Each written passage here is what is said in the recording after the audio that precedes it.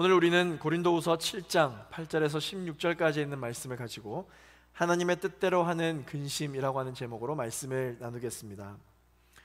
오늘은 특별히 우리 그리스도인들은 이 어려운 때에 어떻게 살아가는 사람들인가 라는 주제로 살펴볼 때 그리스도인들이 하게 되는 근심, 그리스도인들이 하게 되는 안심, 이 근심과 안심에 대해서 살펴보기를 원합니다.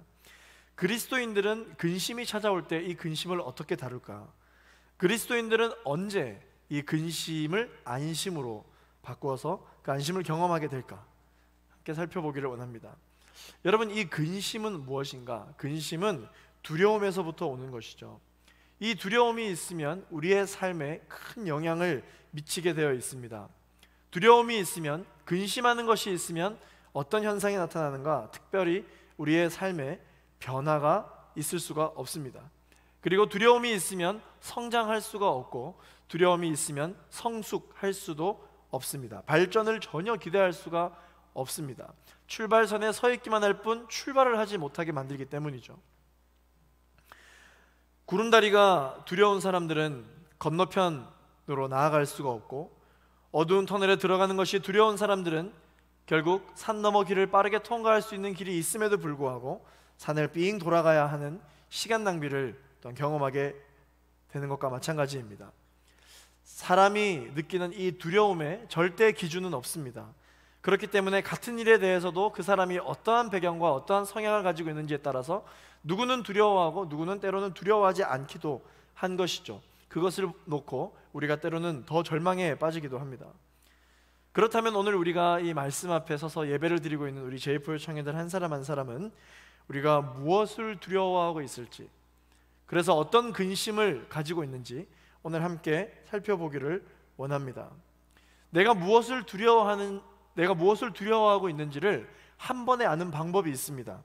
그게 무엇이냐면 바로 저와 여러분이 하고 있는 이 기도 제목을 보면 알 수 있습니다. 여러분들이 가지고 있는 이 기도 제목을 가만히 하나하나 이렇게 뜯어보면 내가 지금 무엇을 두려워하고 있는지를 금방 찾아낼 수 있습니다. 제가 몇 주 전에 저의 평생의 기도의 제목을 여러분들에게 소개해드린 적이 있죠. 하나님 다시 만날 때까지 영혼을 향한 눈물이 메마르지 않는 목회자가 되게 해달라. 이것이 저의 평생의 기도 제목이라고 여러분들에게 소개해드렸습니다. 이 기도 제목을 저 스스로도 잘 한번 뜯어보면 제가 무엇을 두려워하고 있는지를 금방 알 수 있습니다. 영혼을 향한 눈물이 메마르지 않게 해달라. 왜 이런 기도를 할까요? 시간이 지나니까 눈물이 메말라가는 내 모습을 발견할 수 있는 거죠.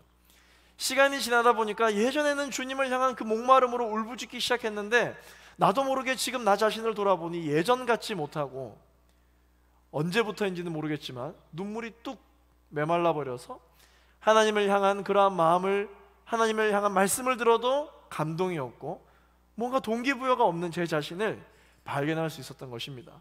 그럼 제가 무엇이 두려워서 이것을 위하여 기도하고 있는 것일까요? 당장 하나님을 향한 그러한 눈물이 메마른다 할지라도 제 사역에 아무런 지장을 주지 않습니다.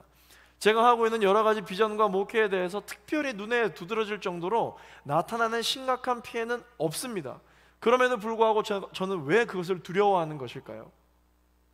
그것은 바로 여기에서 멈추어지지 않고 아예 메말라 버릴까 봐, 하나님과의 거리가 더 멀어질까 봐, 그래서 내가 하고 있는 모든 일들과 모든 비전과 모든 사역들이 그냥 빈 껍데기일 뿐일까 봐, 그것이 너무 두려운 것이죠. 이 기도 제목을 보면 내가 무엇을 두려워하고 있는지, 그래서 지금 내가 무엇을 근심하고 있는지를 알 수 있습니다. 오늘 여러분들이 가지고 있는 기도 제목들을 가만히 하나씩 뜯어보면서 우리가 무엇을 두려워하고 있는지, 또 무엇을 근심하고 있는지를 알아보는 주일이 되기를 원합니다. 사도 바울은요, 우리 고린도후서 이 본문을 통해서 모든 편지에, 서두에, 그리고 말미에 내가 당신을 위해서 기도한다, 내가 고린도를 위해 기도한다, 내가 성도님들을 위하여 기도한다 라고 하며 기도의 제목들을 쭉 나열하고 있습니다. 어떤 뜻입니까? 바울은 항상 자신이 개척해 두고 떠나온 이 교회에 대한 염려와 근심과 두려움이 있었기 때문에 계속해서 기도한다라며 기도 제목을 이야기를 하고 있는 것입니다. 걱정이 되는 것이죠. 바울은 여전히 오늘 본문에서도 보면 알 수 있듯이 근심하고 있습니다. 왜? 그래서 교회에 편지를 쓴 거죠. 사랑하는 마음을 담아서 편지를 썼지만 그 편지의 내용 때문에 바울은 근심을 하고 있습니다. 왜냐하면 그 내용은 바로 교회가 바로 서기를 원하는 마음으로 교회가 필요로 한 부분들을 날카롭게 지적하는 내용을 그 편지가 담고 있기 때문입니다. 그래서 교회를 너무나도 사랑하는 마음으로 편지를 썼지만 동시에 근심하고 걱정하고 두려워하고 있습니다. 바울은 어떤 것을 근심하고 있느냐? 총 5가지 근심을 하고 있습니다. 첫 번째, 교회의 음란함에 대해서 근심을 하고 있습니다. 고린도 교회에 여러 가지 소식들이 들려오고 있습니다. 악행을 저지르고 불륜을 저지르고도 아무런 양심의 가책이 없는 이 교회를 놓고 바울은 근심하고 있습니다.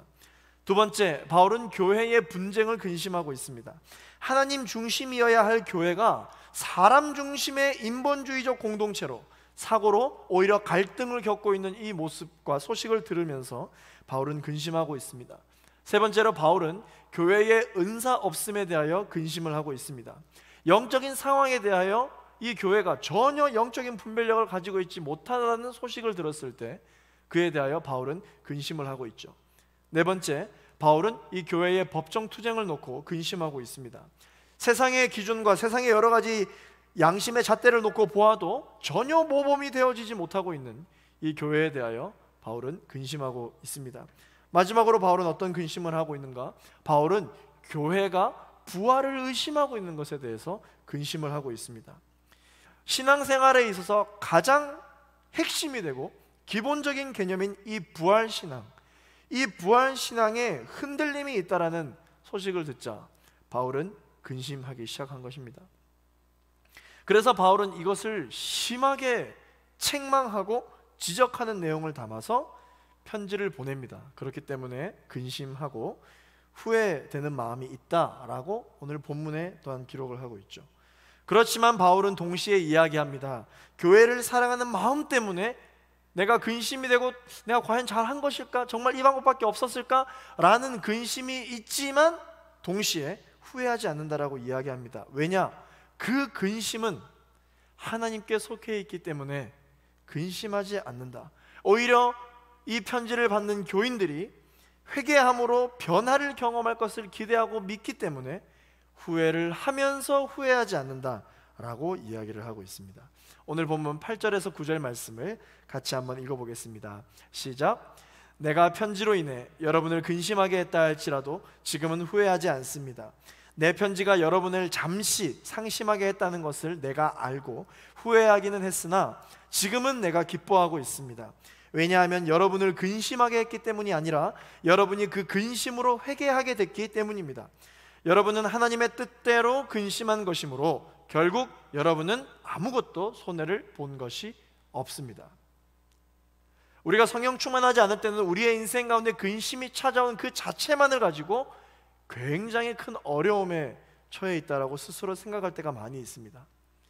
모든 근심은, 모든 걱정은, 모든 환난과 고난과 시련과 역경은 다 내 삶의 마이너스 요소들이다 라고 생각을 하게 될지는 모르겠지만 오늘 바울의 고백처럼 하나님의 뜻 안에서 하게 되는 근심, 하나님의 뜻 안에서 하게 되어지는 시련과 환난과 고난은 우리에게 아무런 손해도 주지 않는다라고 오늘 고백을 하고 있습니다. 여기서 우리가 알 수 있는 것은 그리스도인들의 변화와 성숙을 하기 위해서는 반드시 겪어야 하는 원칙이 있는데 그것은 바로 근심의 시간이다. 이 근심의 시간이 반드시 필요하다. 이 근심의 시간이 있을 때 그리스도인들도 비로소 변화와 성숙을 경험하게 될 거다라고 이야기를 하고 있습니다. 그 근심 자체만을 보고 두려워하기 시작하고 불필요한 것이라고 그리스도인들은 생각하지 않습니다. 우리가 오늘도 역시 아침을 맞이했죠. 이 아침이 오려면 반드시 깊은 밤을 지나야 하고 또한 높이 뛰려면 반드시 높이 뛸 만큼 아래로 도움닫기를 해야 더 높이 뛸 수 있다는 것을 알고 있습니다. 사도 바울은 이 그리스도인의 변화와 성숙의 원칙을 바로 이것으로 설명하고 있는 것이죠. 이와 같이 하나님 안에서 우리가 변화를 경험하려면요, 하나님 안에서 하는 근심의 시간이 필요합니다. 그러나 우리 모두가 변화하고 성숙하고 또한 성장하기를 원하면서 하나님 안에서 근심하려는 모습은 없죠. 첫 번째, 오늘 본문을 통한 메시지입니다. 그리스도인들은 어떤 사람들인가? 그리스도인들은 하나님의 뜻 안에서 근심하는 사람들이다 라는 것입니다. 오늘 본문 10절 말씀을 같이 읽어보겠습니다. 시작. 하나님의 뜻대로 하는 근심은 구원에 이르는 회개를 가져오므로 후회할 것이 없습니다. 그러나 세상 근심은 죽음을 가져옵니다. 바울은 교회의 변화와 성숙, 이 신앙의 개혁을 위해서 고린도 교회에 없는 것을 지적하고 있죠. 첫 번째, 무엇을 지적했습니까? 아까 5가지의 근심의 특징을 살펴보면 3가지로 볼 수 있는데요. 첫 번째, 잘못에 대해서 대충 넘어가려고 하는 모습이 교회 안에 있다는 것이죠. 교회 내에서 교리적인 잘못이 발견이 되었습니다. 윤리적인 잘못도 발견이 됩니다. 신앙적으로 성숙하지 못한 나의 성품에 대해서 이거 바로 잡아야 되는데 라는 부분이 분명히 생깁니다. 그걸 알게 됩니다. 발견합니다. 그러나 좋은 게 좋은 거지, 하나님은 사랑이셔 라는 어떤 그러한 대충 그러한 말들로 넘어가려고 하는 특징이 교회 안에 있다는 거예요. 그러한 모습이 여전히 우리 공동체 안에, 우리의 마음 가운데 교회 안에 있을 때 교회는 변화와 성숙을 경험하지 못할 것이다 라고 바울은 지적하고 있습니다. 두 번째, 신앙생활의 회복의 필요성 자체를 느끼지 못한다라고 이야기하고 있습니다. 이단에 빠지는 사람들 중에 때론 이해가 안 되는 사람들이 있습니다. 어떤 사람들? 교회에 잘 나오는 사람들이 때론 이단에 빠지기도 합니다. 모태신앙임에도 불구하고 이단에 빠지고요, 부모님이 성숙한 크리스천임에도 불구하고 이단에 빠지는 경우가 많이 있습니다. 우리는 이러한 경우를 놓고 어떻게 생각을 해야 할까요?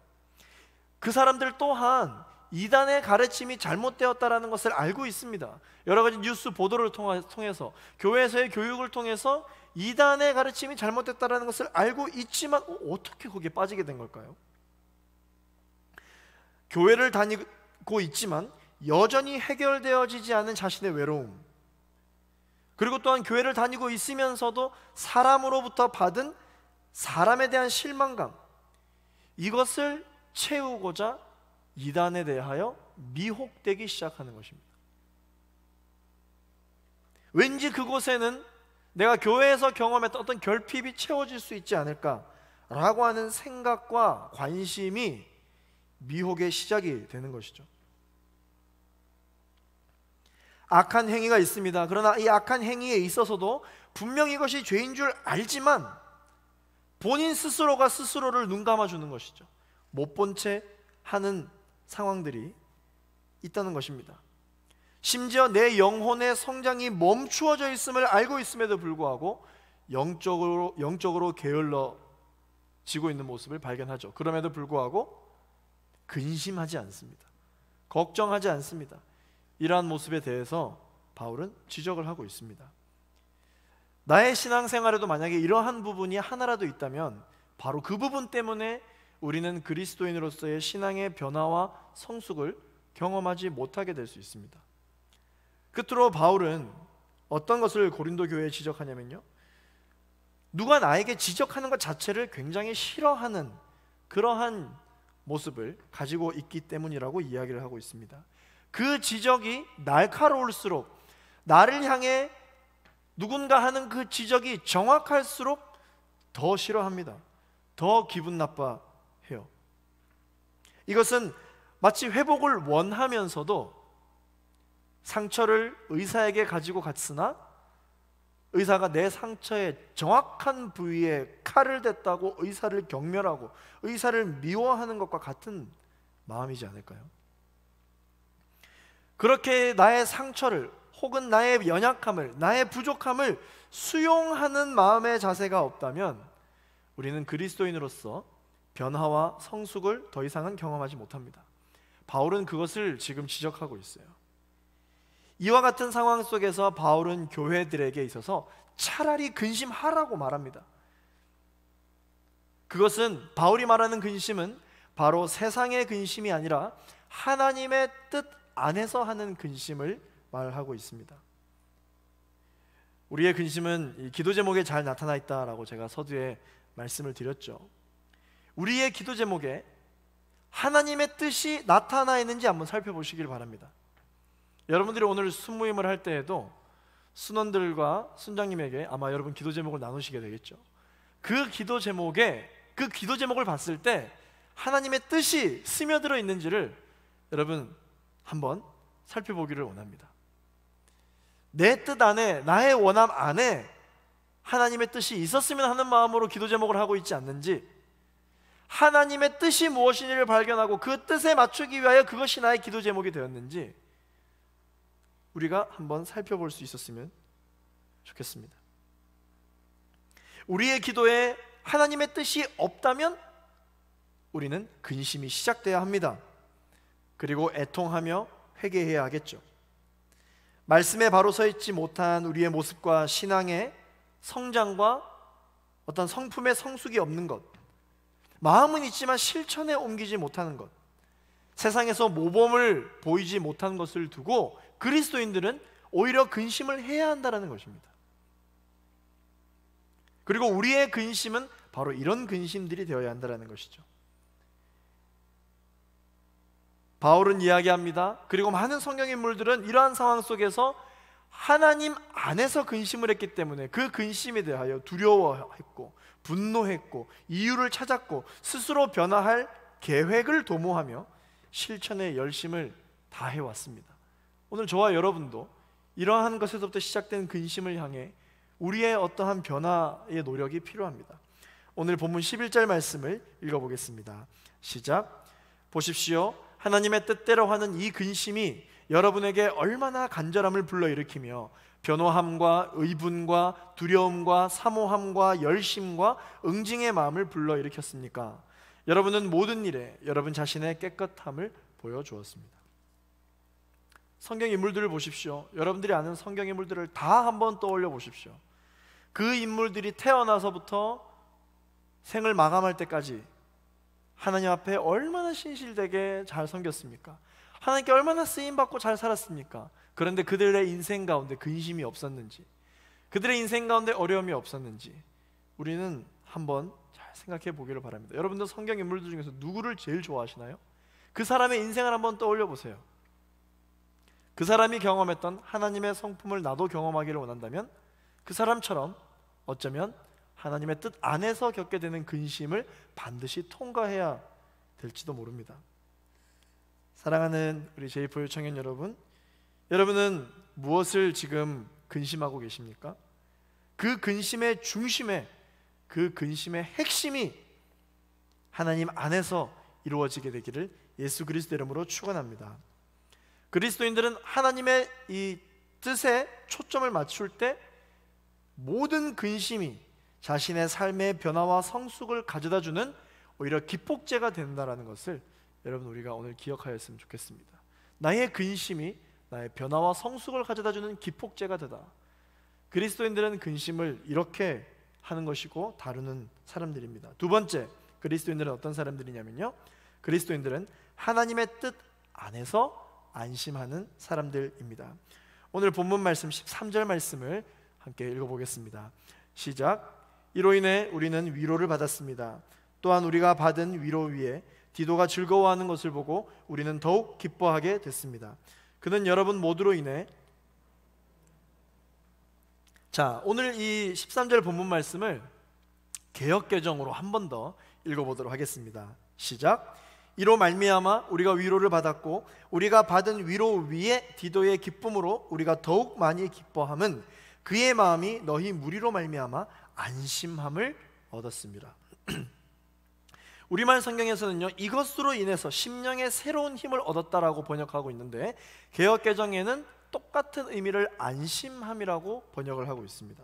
자, 그렇다면 번역이 다르지만 이 원어로 살펴보았을 때 안심, 그리스도인들이 가지는 이 안심이라는 것과 심령의 새로운 힘을 얻는다는 것은 같은 뜻이라는 의미이죠. 바울은 처음에 자신이 쓴 이 편지 때문에 교회가 오히려 상처를 받을까봐 그들이 회개하고 발전되기는커녕 더 큰 어려움과 더 큰 오해와 더 큰 의심으로 발전되어질까봐 근심이 돼서 후회하는 마음이 들었다 하였지만, 오늘 본문을 살펴보니까 비로소 이 바울은 어떤 마음이 든다라고 이야기를 하고 있습니까? 안심이 된다라고 이야기를 하고 있습니다. 자, 그럼 이 바울은 처음에는 근심을 했는데 왜 안심을 하게 되는 마음으로 바뀌었을까요? 왜냐하면 이 고린도 교인들이 바울의 편지를 보고 하나님의 뜻 안에서 근심하기 시작했다라는 소식을 듣게 되었기 때문이에요. 근심하기 시작했다라는 것이 바울에게는 안심이 되었다라는 것이죠. 회개하기 시작했다라는 그 소식이 바울에게는 안심이 되기 시작했다라는 것입니다. 왜? 결국 그들의 시작 끝에는 변화와 성숙을 경험하게 될 것이라는 확신이 있었기 때문이죠.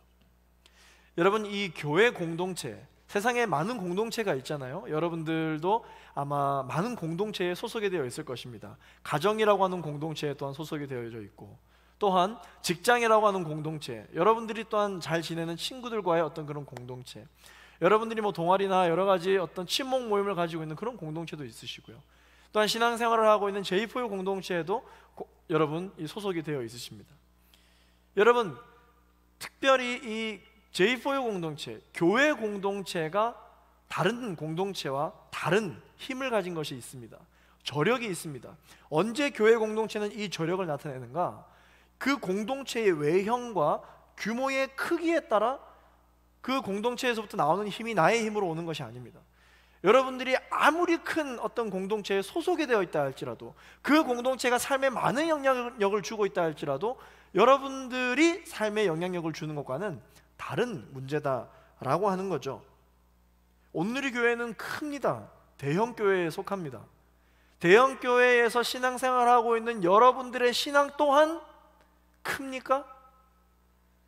여러분들도 온누리 교회만큼 많은 영향력을 끼치는 그 교회에 소속되어 있는 성도로서 여러분들도 여러분들의 인생에 온누리 교인이라고 하는 그 이름처럼 여러분들의 삶에 영향력을 미치고 있으십니까?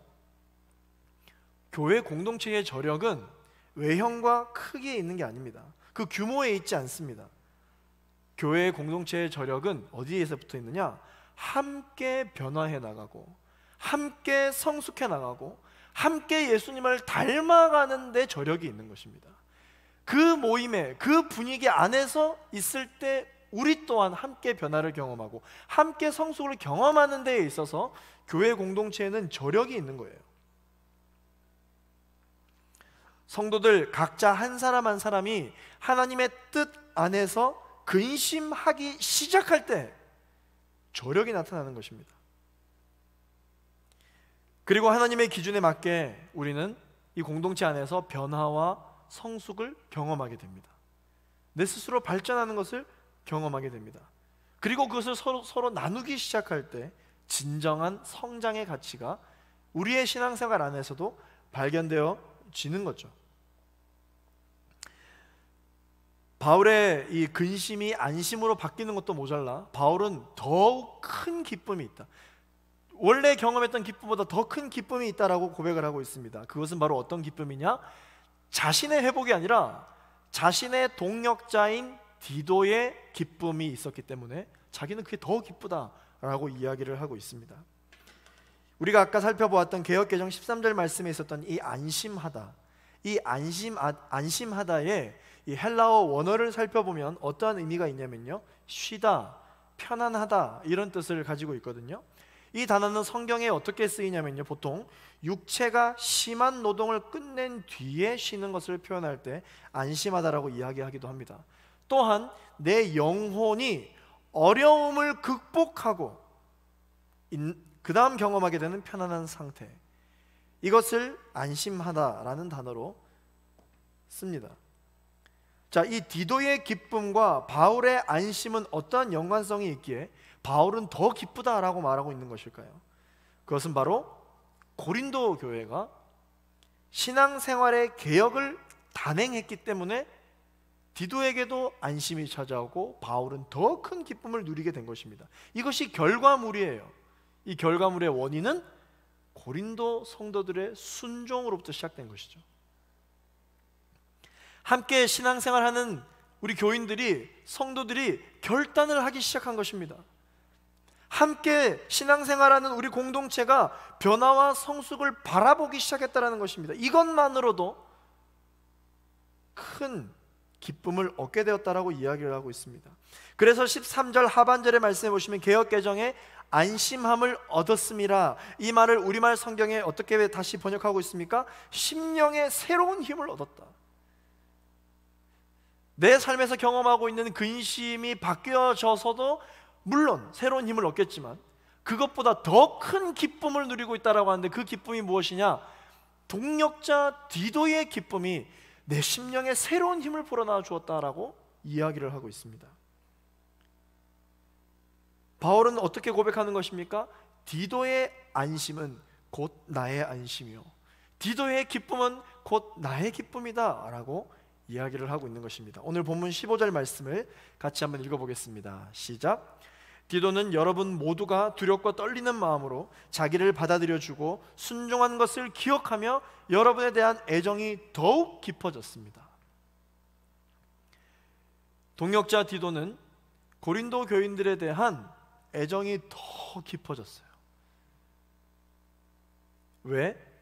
그것은 바로 고린도 교인들이 하나님의 말씀에 순종하기 시작했다라는 그 사실이 동역자 디도에게는 더욱더 사랑이 깊어질 수 있었던 것이죠. 바울과 함께 고린도 교회를 근심했던 디도는 이제 안심할 뿐만 아니라 더 그들을 사랑하게 됐습니다. 교회 몇몇 사람의 변화뿐만 아니라 모든 성도들의 순종이 자신을 더욱 큰 기쁨 가운데 가져다 주었다라고 이야기를 하고 있습니다. 사랑하는 청년 여러분, 그리고 사랑하는 우리 제이프유 동역자 한 사람 한 사람, 우리 모든 청년들, 우리가 공동체 생활을 하고 순모임을 하면서 얻는 유익이 무엇입니까? 내가 나의 어려움을 나눌 수 있는 정도의 어떤 그런 공동체의 기능이 다일까요? 그렇지 않습니다. 나는 여전히 근심 가운데 있다 할지라도 내가 함께 중보하고 함께 기도의 제목을 나누었던 나의 동역자가 그 근심 속에서 하나님을 발견했다라고 이야기를 하고, 그 근심 속에서 기쁨을 나누어 줄 때 그것이 나에게 새로운 힘이 되어준다라고 오늘 바울이 이야기하고 있는 것처럼 저와 여러분도 우리 제이포의 공동체 안에 있으면서 얻게 되는 새로운 힘과 그 유익이 무엇이냐면 바로 동역자의 회복이요, 동역자의 기쁨인 줄로 믿습니다. 나는 여전히 근심이 해결되어지지 않고 여전히 어려움 가운데 있는데 나랑 같이 기도하기 시작한 나의 순원은 근심이 해결되어졌고 하나님이 나의 기도 제목을 응답해 주셨어요 라고 눈물로 이야기하고 있는데, 내 마음의 한쪽편에서는 하나님 왜 쟤만 기도 들어주고 나는 내 기도 들어주지도 않고, 어우 힘들어, 어우 열받아. 혹시 그런 마음이 여러분 마음 가운데 있으십니까? 그러한 마음 때문에, 그러한 마음이 없어지기를 사모하는 마음으로 여러분들의 근심이 시작되기를 예수 그리스도 이름으로 축원합니다. 여러분, 동역자의 기쁨이 나의 기쁨이다. 동역자의 회복이 나의 회복이다. 왜 그리스도인들이 이러한 현상을 가지고 자신에게 새로운 힘을 경험하게 되는지 아십니까? 동역자에게 기쁨을 주신 하나님이 나의 아버지이시기 때문에 그렇습니다. 동역자를 회복시켜 주신 그 하나님이 나의 하나님이시기 때문에 그렇습니다. 나의 동역자도 기도 응답을 받았으니까 이제 내가 기도 응답 받을 날이 머지 않았습니다. 그러한 기대와 소망이 샘솟기 때문에 그리스도인들은 이 공동체 안에서 힘을 얻게 되는 것이죠. 오늘 이 바울이 디도의 기쁨을 놓고 새로운 힘을 얻고 있고, 이 디도는 고린도 교인들의 그 회개를 통하여 새로운 힘을 얻고 있다라고 이야기를 하고 있습니다. 여러분들도 동역자의 기쁨이 새로운 힘이 되어지고 계십니까? 아니면 그 동역자의 회복이 여러분들의 질투와 시샘을 오히려 내고 있습니까? 우리 모두는요, 저뿐만 아니라 어떤 리더십이든지 간에 우리 모두는 다 변화를 받은 다음에, 성숙한 다음에, 그래서 그리스도인으로서 합당한 모습이 있는 사람들만 순모임을 할 수 있도록 하는 것이 아닙니다. 그렇게 공동체로 묶여진 게 아니에요. 우리 모두는 어떤 사람들이냐면요, 변화해서 이곳에 있는 사람이 아니라 변화하기로 시작한 사람들이 지금 다 여기에 있는 거예요. 우리 모두 변화의 출발점에 있는 사람들입니다. 그렇기 때문에 다 똑같아요. 그래서 누가 누구를 정죄하고 누가 누구를 판단할 수가 없습니다. 그건 우리 공동체의 특징이 아니에요. 오히려 내가 먼저 경험한 사랑을 전하는 공동체가 바로 이 J4U 공동체인 것이죠. 공동체 생활은 때로는 가족과 같은 편안함을 줄 때가 있습니다. 분명합니다. 그러나 이 공동체의 특성을 아까 제가 뭐라고 이야기했죠? 출발선에 서 있는 사람들이다. 꼬리내서 있는 사람들이 아니라 출발선에서 출발 신호를 기다리는 사람들이에요. 자, 여러분 생각해 보십시오. 여러분 운동회나 여러분들 어떤 직장에서 체육대회나 여러 가지 있을 때 계주 릴레이 선수로 혹시 한번 나가보신 적이 있으십니까?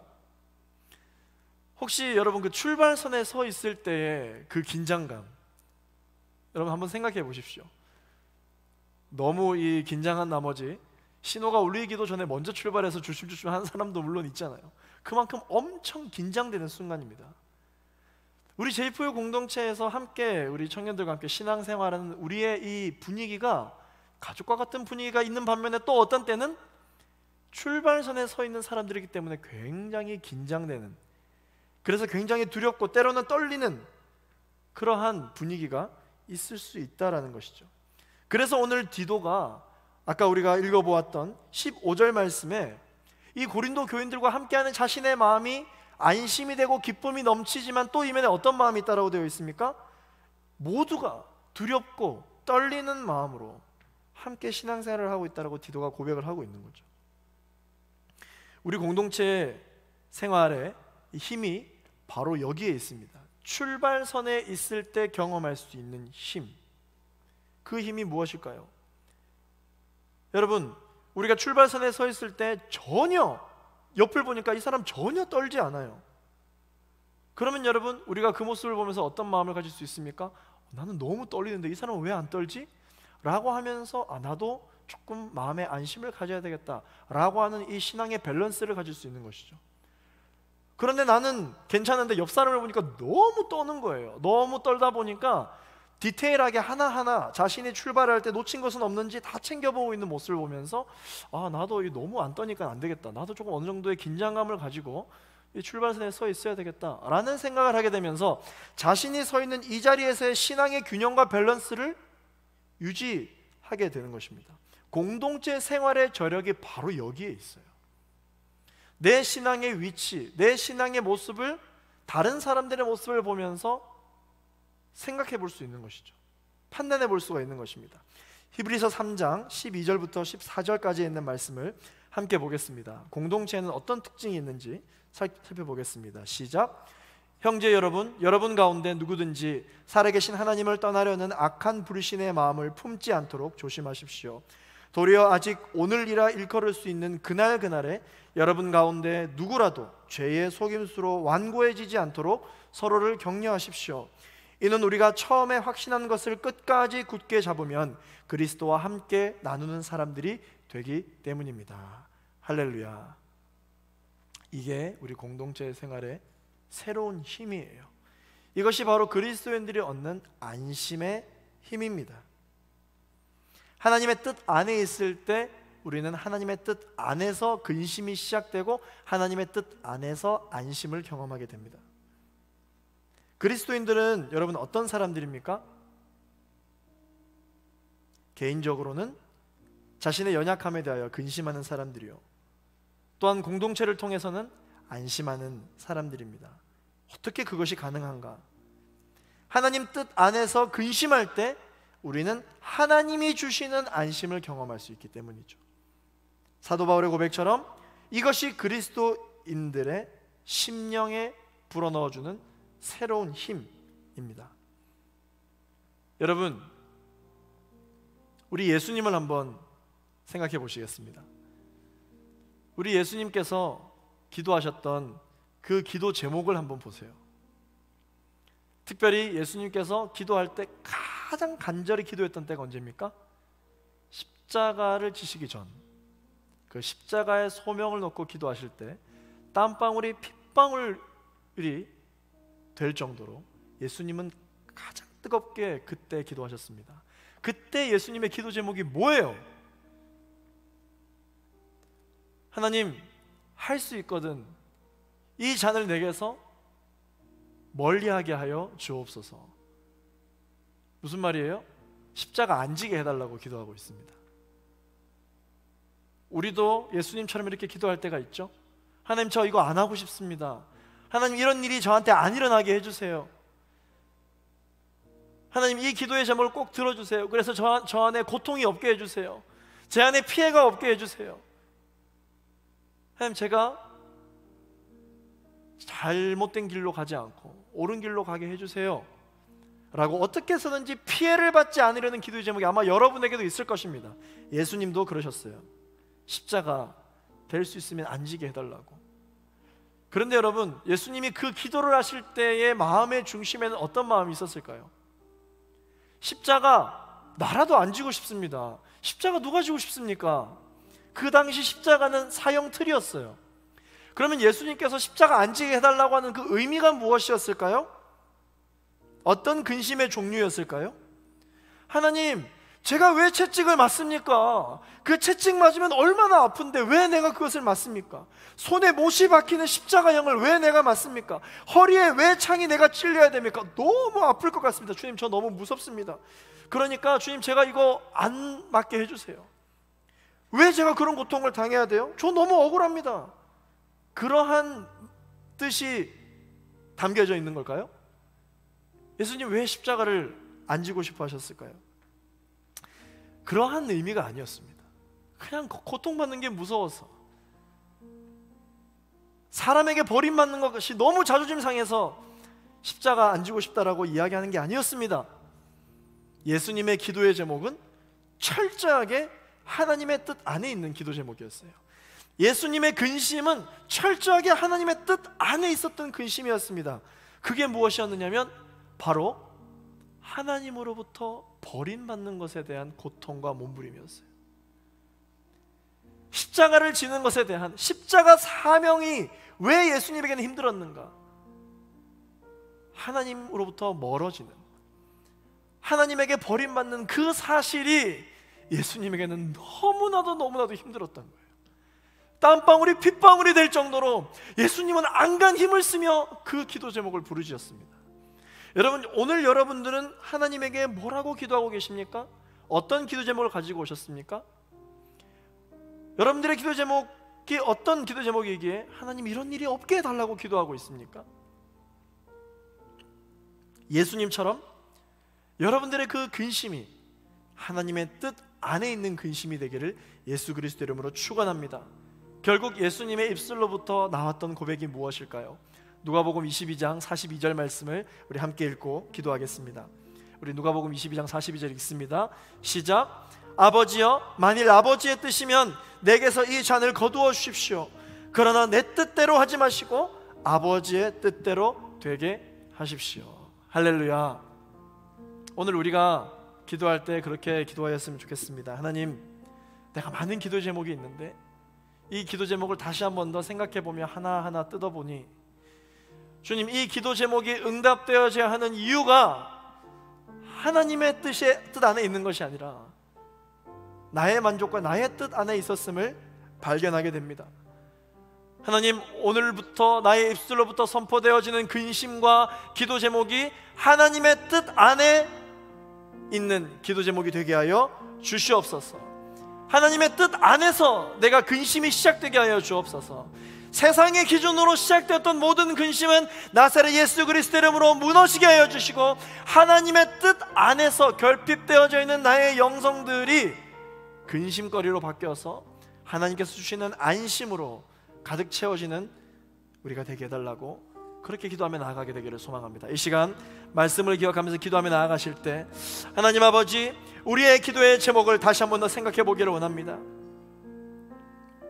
이 기도의 제목, 과연 하나님의 뜻 안에 있는 것인지, 아니면 내가 계획할 거 다 세워놓고 이것이 하나님의 뜻에 있는지 확인하고 있는 것은 아닌지, 하나님의 뜻을 가장 먼저 묻고 하나님의 뜻을 가장 먼저 발견할 수 있는 우리 모두가 되게 하여 주옵소서. 이 시간 우리 조용히 묵상하며 여러분들의 기도의 제목을 떠올려 보신 뒤에 그 기도의 제목이 응답되어야 하는 이유가 하나님의 뜻 안에 있는지를 함께 우리 살펴보기를 원합니다. 우리 조용히 묵상하며 우리의 기도의 제목을 돌아봅시다.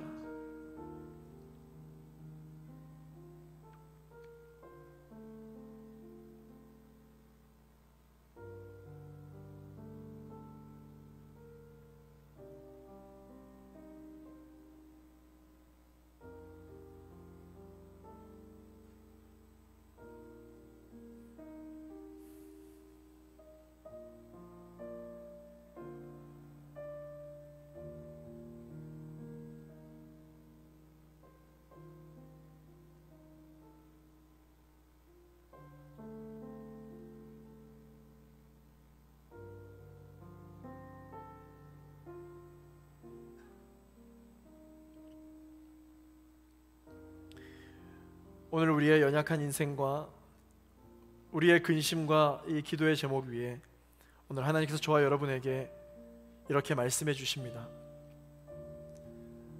사랑하는 사람과 함께 있는 것이 행복한 이유는 그 사람과 함께 문제를 해결해 나가기 때문이 아니라 그 사람과 함께 문제를 고민하고 문제에 대하여 이야기할 수 있는 그 시간이 너무나도 소중하고 아름답기 때문에 사랑하는 사람과 함께 있는 것이 행복한 것인 것처럼, 우리가 하나님과 함께 동행하는 삶이 행복한 이유는 우리의 문제가 해결되어서라기보다는 우리의 근심을 하나님의 뜻 안에서 하기 시작한 것이기 때문에 우리는 그 근심을 새로운 힘으로 얻을 수 있는 것이라고 말씀하여 주십니다. 하나님, 제가 그동안 나의 인생의 문제를 다 해결한 뒤에 하나님 앞에 가지고 가려고 했던 모습이 발견되어집니다. 하나님, 우리의 모습을 불쌍히 여겨주시고 문제가 다 해결된 뒤에 하나님께 가져가는 것이 아니라 이 문제를 주님과 함께 고민하고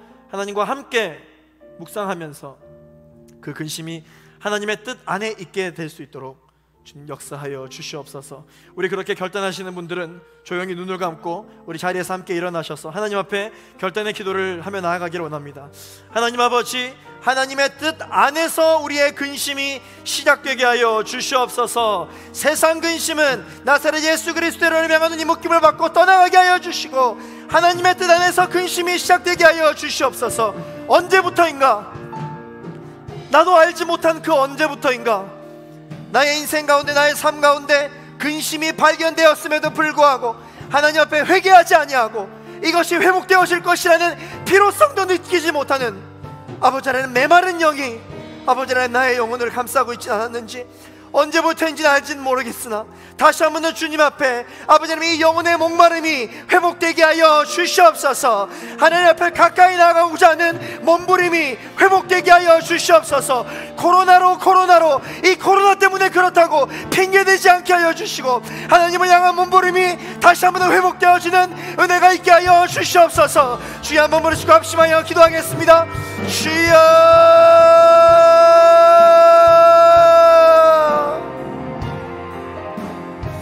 나의 영혼은 주만 바라볼지어다. 나의 영혼이여 여호와 하나님의 이름을 바라볼지어다. 아버지 하나님, 주님만을 바라보고 나아가게 하여 주옵소서. 아버지 하나님, 나의 생각과 나의 계획과 나의 플랜과 하나님 이 모든 것들이 하나님의 뜻에 맞는지를 확인하는 작업이 중요하지만 무엇보다도 하나님이 무엇을 기뻐하시는지, 하나님의 뜻이 어디에 있는지를 가장 먼저 발견하며 나아갈 수 있는 우리 모두가 되어지게 하여 주시기를 간절히 바라기를 원합니다. 주님,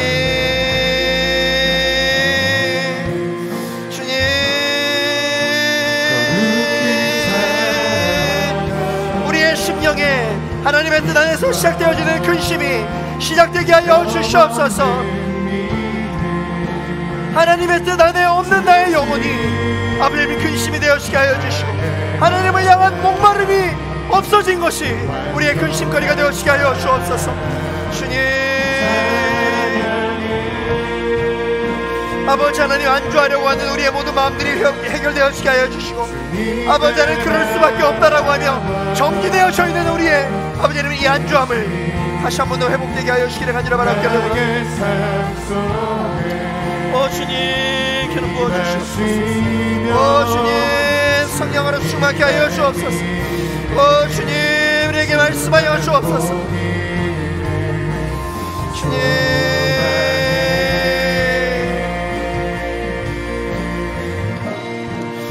주님,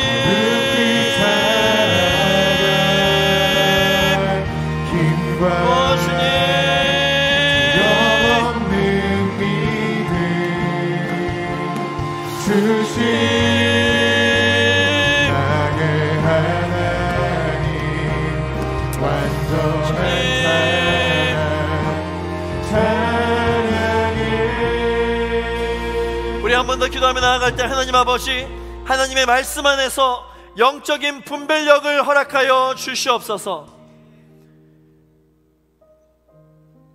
말씀 읽는 것으로부터 멀어졌고, 또한 누군가에게 복음을 전하려고 하는 것에 대하여 더 많은 두려움이 생기기 시작했고, 기도하는 시간이 예전만큼 많지 못한 나의 신앙의 현 주소를 우리는 어떻게 생각하고 있습니까? 이것이 다 코로나 때문이야.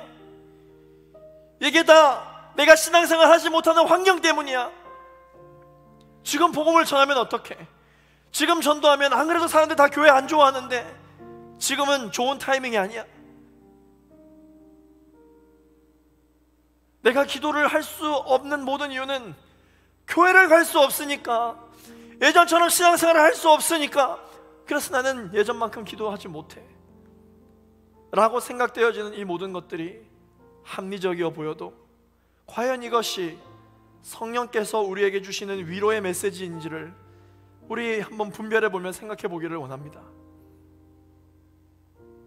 하나님, 우리의 마음 가운데 영적인 게으름이 있다면, 그래서 이곳이 좋아서 이렇게 눌러 앉으려고 하는 마음이 있다면, 예배를 열심으로 드렸던 그 특심은 온데간데 없어지고 편안하게 좋게 예배 드리려고 하는, 이렇게 해서도 충분히 내가 은혜를 받을 만큼 받네 라고 생각되어지는 이러한 마음들이 어디로부터 온 것인지를 분별할 수 있도록 하나님, 우리의 심령에 순전한 말씀을, 순전한 영혼을 허락하여 주시옵소서. 안주하려고 하는, 그 안주하려고 하는 것이 당연하고 안주하려는 것이 잘못되지 않았다라고 내 스스로 나의 마음 가운데 이야기하는 더러운 감의 세력들은 나사렛 예수 그리스도를 향하니 묶임을 받고 떠나갈지어다.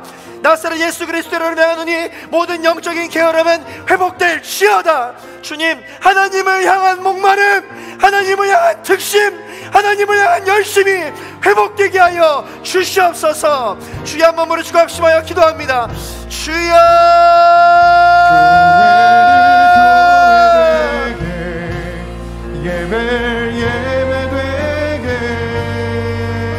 기름 부으시기를 간절히 바랍기를 원합니다. 아버지 하나님, 우리의 마음 가운데, 우리의 삶 가운데 오직 주의 은혜로 충만케 하시는 내가 있게 하여 주옵소서. 주님,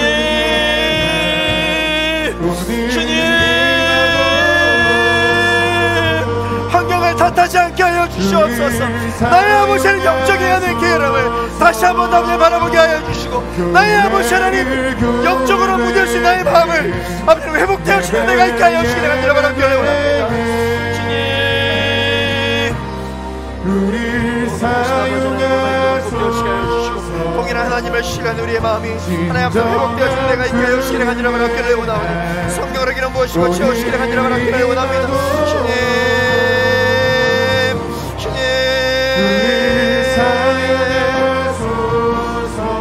성령 안에 예배하리라.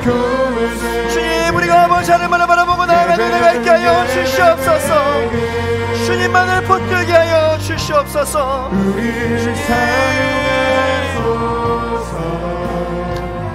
하나님 말 높이기를 원합니다. 성령님 기름 부어 주시옵소서.